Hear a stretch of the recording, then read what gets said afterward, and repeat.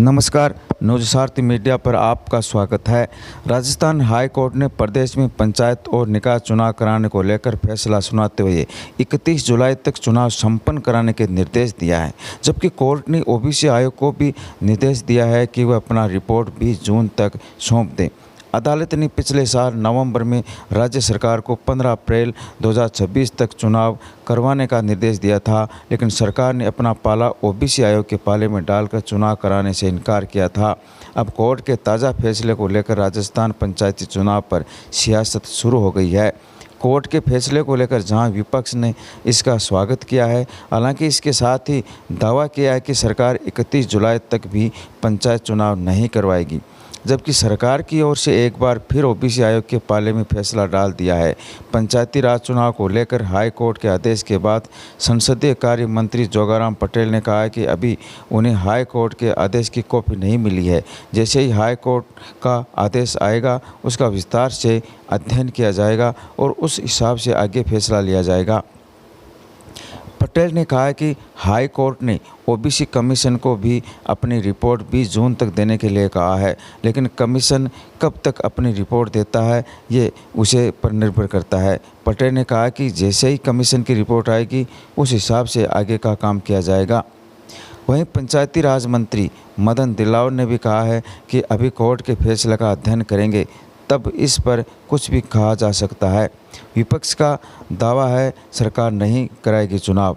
Court ने 31 जुलाई तक चुनाव कराने का निर्देश दिया है, लेकिन विपक्ष दावा कर रही है कि सरकार अभी भी तय समय से चुनाव नहीं कराएगी।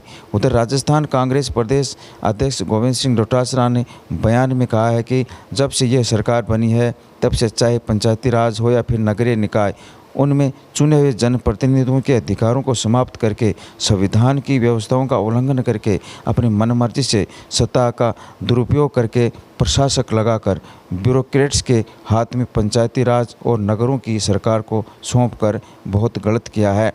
कोर्ट ने पहले भी 15 अप्रैल तक चुनाव कराने का आदेश दिया था, लेकिन सरकार बनने के 1.5 साल बाद भी ओबीसी आयोग का गठन नहीं किया गया। सर्वे भी हो गया, लेकिन 12 महीने तक उसे सर्वे को रोका गया।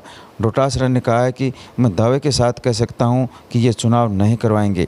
उन्होंने यह भी कहा है कि चुनाव तय समय पर नहीं होंगे तो कांग्रेस पार्टी सरकार के खिलाफ सुप्रीम कोर्ट में भी जाएगी।